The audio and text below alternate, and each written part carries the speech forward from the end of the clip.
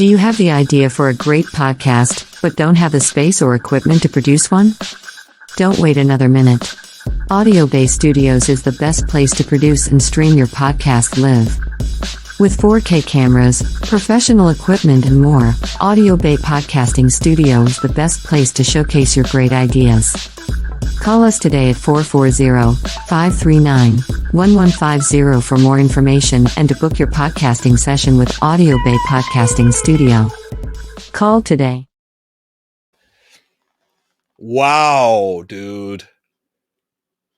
Kip Winger. Now it looks like Seth's frozen and his mic is not on for some reason. And just me. Well, hello, everyone. What'd you think of that? Kip freaking Winger, my old pal. And now I'm stuck here waiting for Seth to get back on. I'm assuming that he knows how to get himself back into this.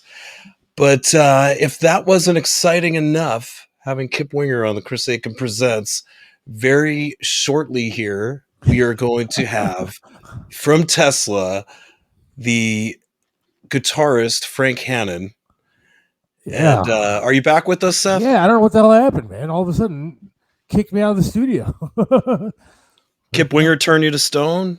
I don't know what happened there. But they just kicked me out of the studio. I was like, dear God, what the hell happened? But yeah, he was awesome, man. He's a very nice guy, very talented, intellectual, yet friendly, surprisingly friendly, right? Yeah, to be honest, I mean, you're talking about a guy who's done so much. I don't know how he's been doing it this long and still has the passion, the love for it. I mean, that's cool. That's what I like about that. You know, yeah, well, it sounds like he's take his money and run. He still loves everything he does. The guy loves a challenge, for one, and life is a challenge, but he's living it, and like he said, last man standing. You know what I mean? He's gonna do this till the wheels fall off, as most of us are. That's all the bands that are on this cruise are that way. We'll all do this till we die. We'll probably die on the freaking Monsters Rock cruise someday. They could do a burial at sea. He was talking about Alice Cooper. I remember back when I was doing rock radio. I got to meet Alice Cooper. He came up to the studio, whatever, and he was doing a show here. And so I hosted like a bus tour with him, and they were driving everybody, the listeners and Alice, down to the show. And I was like sitting up front with him, just talking. And I was like, dude, what'd you do today? He's like, I went to the mall. I was like, all right. I was like, well, what'd you buy, man? And he's like, I bought some watches. He's like $30,000 worth of watches. And I just sat there like, no shit. Alice Cooper went to the mall here in Cleveland to buy $30,000 worth of watches. And I just thought, yeah, life of a rock star, man. I mean, that's wow. That's cool. I'm not a watch guy personally. Like last time I had a watch was in like junior high school. I had a Swatch watch. You know what those are? Oh, of course. Swatch watch. Yeah. Swatch watch. Swatch watch. How old are you? You're 50, you said? Yeah, man. Can you believe it? I know I only look 25, but you do. I mean, I'm 46, so we're and I look twice as old as you. Nah. But yeah, so I mean, believe me, I remember the Swatch watch, but I can't believe how many women were texting in. Dude, that was insane, because usually it's just like one guy. We have to keep like, gotta put this. We only got one comment to put up from one guy. Today it was like I lost track. I don't have enough fingers to count all the ladies that popped on tonight. It was pretty impressive. That is. It's probably not going to stop either, because we got another superstar coming on here soon. Yeah, he should be on any minute. If he didn't forget about us. I saw Tesla back. Well, they were in Cleveland this past year, and September, October, something like that. Playing at the casino here at the MGM, and it was a great show. I mean, they did a hell of a job. But we play shows with them. I've been on the same bill as Tesla plenty of times. Yeah. I mean, good guys, good people. Oh, hell yeah. I mean, Jeff Keith, he's a blast. I don't know if you've ever met these guys before. No, not. I never got a chance to meet them. So. But what you see on stage with Jeff Keith, I mean, in my opinion, he's like that off stage too. Like he never stops. Woo! Wow! He never stops dancing, man. And he was. I remember him being super friendly. As well as Frank Hannon. I've met one time. It's actually been a while. It's been a minute. Probably like I want to say maybe 8 years ago, the NAMM show, which is like the big trade show for musicians, musical gear and stuff like that.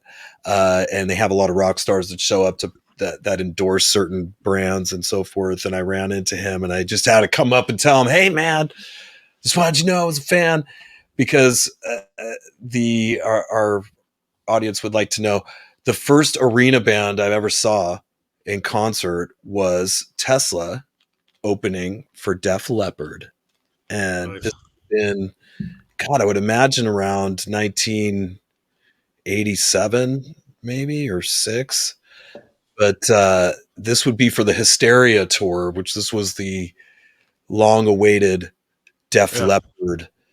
And what made this tour extra special, besides that they had a big hiatus because Rick Allen had lost his arm between Pyromania and Hysteria, so they had a pretty big break there. Like it might have been even like 3 or 4 years between the records, and they were so huge after Pyromania, and it was really bad timing what happened. But then they had this like long-awaited album, Hysteria, and they had this new band they were going to be taking out, Tesla, and the first single actually I had heard already. It was Little Susie. Are you familiar with that song? Yeah. Yep. Okay. Now, surprisingly, a lot of people might not know, and I should look up who the original was, but that's not their tune. It's actually a cover song. But that was what put them on the map. Little Susie, I'm going to put up original here so I can see what that artist was. I think it was from the UK. Okay, yeah, it's a band called PhD. So, like having a doctorate. PhD was the original band, and this was like an 80s pop song. It doesn't sound anything like Tesla's version. Tesla ended up doing like a full awesome, rock version. Badass, yeah. And I had never heard the PhD version of Little Susie before that. I had just heard it on rock radio, followed up by on Headbangers Ball. They were playing Modern Day Cowboy, right, which was like their heavy track, which in a way it was kind of also their Wanted Man in a way. It's like, it reminds me of Rat's Wanted Man a little bit, but at the time when I was probably, 15 years old, I just thought they were a great band. They were awesome. The whole album rocked. My mom even loved Tesla. She was still not that old, really. My mom was probably in her, mid 30s, no, late 30s, probably at the time. And so she still rocked out, and Tesla was, she took me, my parents took me to this concert, if you could believe that. Yeah. Cause I was, no, you go ahead, sir. My wife and our song is Love Song. Now, I don't know if it's actually a good love song when you listen to the words, but that was kind of like our song and our little thing that, we've had for now 18 Love years. will find a way. Yeah, that one? I've been a big fan of, theirs for quite some time. And, I hate to be fanboy here. I'm just, but because I've done rock radio I did rock radio for over a decade, and I got to meet all these guys, AC/DC and all the, I've been in music videos with some of these people, and it's fucking amazing still though today, being able to talk to guys like you and, Kip and if Frank comes on, it's cool for me to be able to talk to people that are doing it. And it's the kind of lifestyle that people dream about. And, it's a profession for you guys, but at the same time, there's a lot of people that look to you guys as, man, that's the kind of stuff that I wish I would have picked up a guitar as a kid, because it's cool. And it's sure. I think everybody did pick up a guitar as a kid. It's just the ones that, really wanted to stick with it. Because I'm glad I did stick with it it took a long time though. Even I was probably the same age as Kip. Excuse me. I think I was 27 when I got the gig with Steven. And, before that, my prospects weren't looking too great. I didn't live in Los Angeles. I was from San Diego. I wasn't going to play the kind of music that my age group was playing, which was like basically Blink 182 and these kind of pop punk bands, or there was like a rap rock, Limp Bizkit thing going on. And that just wasn't what I grew up on. That's not what I liked. I did like, it's not that I didn't like Limp Bizkit. I do like Limp Bizkit, and I like Korn too, but I just, it wasn't my deal. And rock music is what I always loved, and it was an awesome opportunity that Steven would call upon me, you know, years later to join his band. But just like you, I would get starstruck all the time, all of a sudden being like thrown in with all these famous people. Great example, the tour I was talking about earlier with Kip for VH1. I mean, can you imagine being on a tour bus, and you know, basically we have bunks on there. There's about 15 bunk beds, and they're kind of like coffins. Have you ever been on a tour bus? Yeah. Yep. Okay. These are really expensive, like $1 million Prevost. Yeah, they're not the Greyhound. Yeah. Yeah, this ain't a Greyhound, but there's, you know, they have the bunks on there.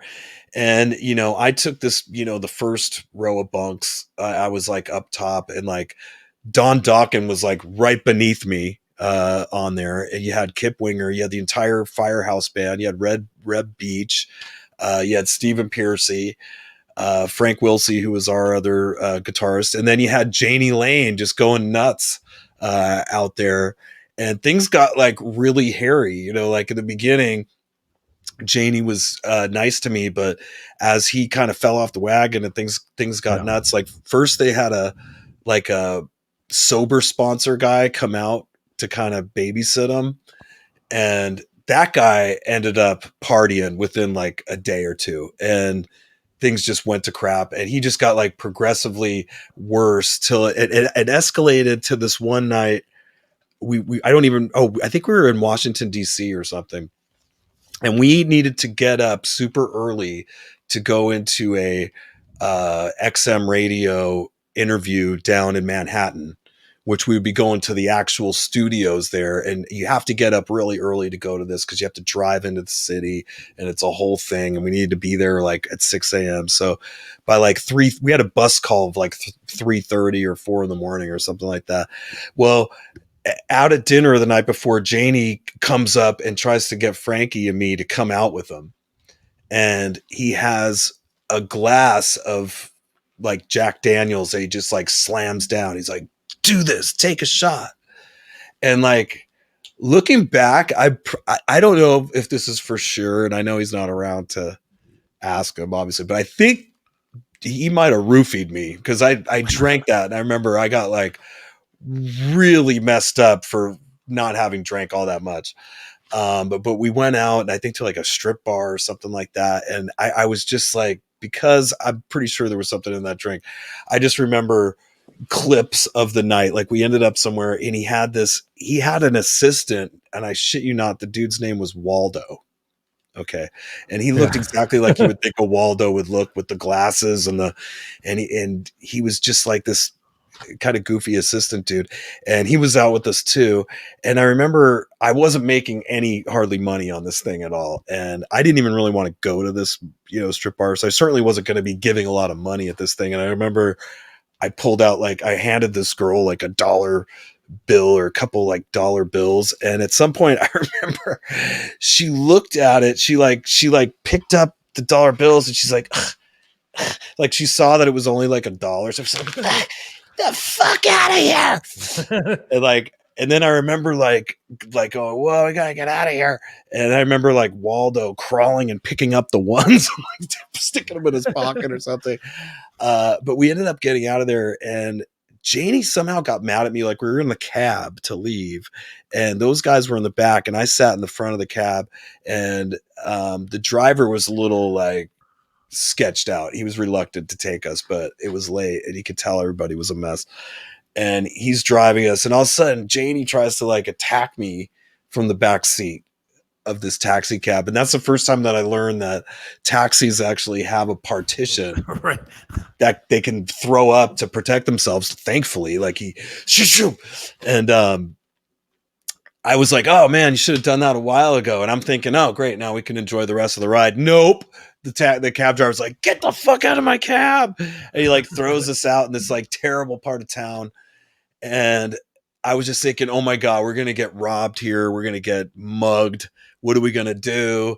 And I saw a police car there, and I was going to ask him where he thought we should go to catch a ride or whatever. But Jani freaked out that I did that. He was like, for whatever he had on him or whatever, he was worried that I was like attracting the police. I understand in retrospect why he thought that. I didn't have anything on me. I was just worried for my life because of this neighborhood we got off. I feel in retrospect, I feel dumb for having gone up to cop. I should have just played it cool, because there was plenty of cabs around there. We did end up getting into another cab, which I got stuck with the bill for, by the way. Of course. And not only did I get stuck with the bill, but then when Jani got out, he was like fully like came up to me. He's like, "Do we have a problem?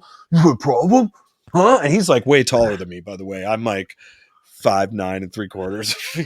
It's like, Jani's like probably 6'5", 6'4". I remember the night that he passed, I was at a charity event, and I was actually doing it with a friend of his, and his friend came backstage and said that, you know, that Jani had passed, and it was a hell of a night, man. I mean, he was a talented dude, and it was a shame. Right.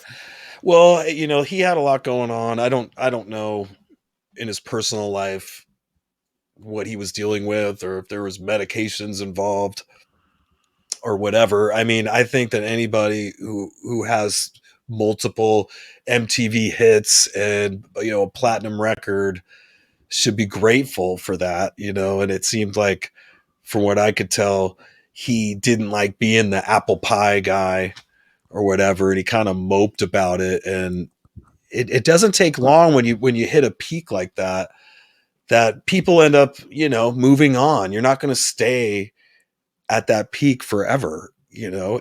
But once you get to his level, he could have had a career the rest of his life. He could have been to this day out playing the Warrant songs, whether it was with Warrant or not. So it was a total waste. It was a waste of a talented dude. He was young. I don't even think he might have only been in his 40s when that. Yeah, we got Frank Hannon on, so let me take a we quick do one great here, and we'll be right back with Frank Hannon. Hang on.